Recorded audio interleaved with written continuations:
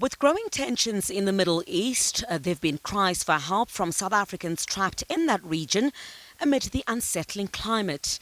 They've described scenes of panic and confusion as airspaces remain shut and thousands remain stranded. At the centre, the United States and Israel attack on Iran, where Saeed Husseini's family lives. He's not been able to speak to them since Saturday. For the last time, their mothers sent their child to school. They didn't know that they are going to come back. The last favor they had to their children was on the morning. They didn't know that this is going to happen to them. All of the people who has got loved ones in Iran, they have no any method of communication. Since the beginning hours of Saturday, where the first message came from my daughter on the family group that we have, that some explosions are heard here, but I'm far from the place. Don't worry. Probably this is going to be the last message I have sent, but I'm safe. But since that time, I tried every facility. Like I called using my cell phone. Normal communication on a normal call didn't work. The telecom communication to houses, the normal telephone calls did not work. The WhatsApp is closed. The Telegram is closed. Some Iranian applications are also have no any internet. I tried to call probably about tens of my friends in Iran. All of them has got the same problem. I tried to talk to the embassy and also to the other,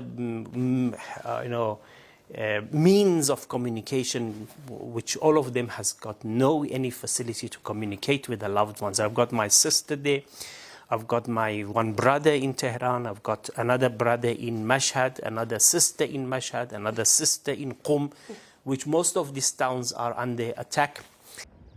As the conflict spreads, a South African woman who moved to Dubai in the United Arab Emirates just 2 weeks ago to expand her business tells of how she had to take cover with the sound of loud bangs outside her apartment.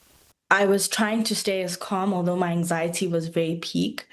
I think what the turning point for me and when it really hit was when it was after like 8 p.m. On Saturday night.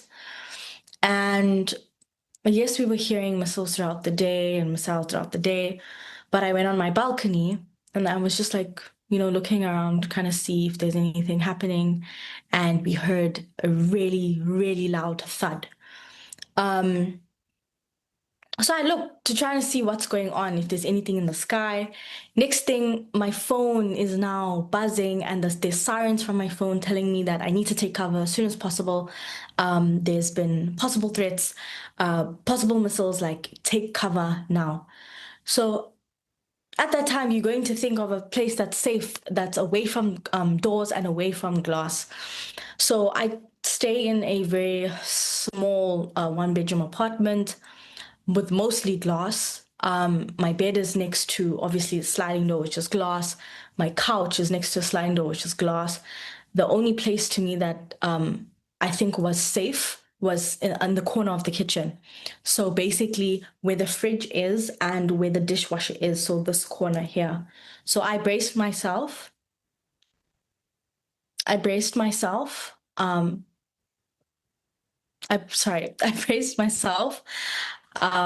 the corner, and I obviously got on FaceTime with my family just so I can calm down and kind of wait it out.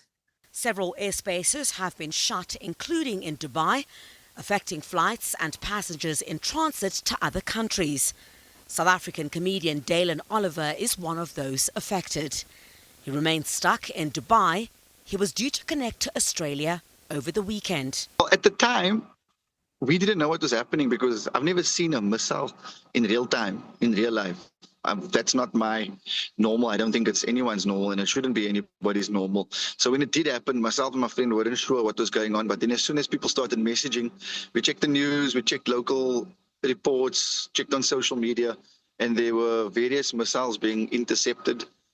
I was panicking, obviously, but I didn't know how to react. Mom was very worried. wife was very calm.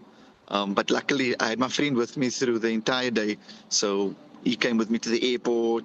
He made sure I got back to my hotel safely. So for me, that was a big peace and saving grace because I had someone who lives here to kind of just help me navigate the space. I think if I was alone, it would have been a bit more different. But also when your family's back home and they hear and they see what's happening on the news, they only think the worst, and rightfully so because the media is your first go-to point. So after having phone calls with them and linking with them on Messenger, whatever the case is, they calm down. South Africa has published the telephone numbers of embassies in the affected countries that citizens in distress can contact for assistance. Chriselda, SABC News in Johannesburg.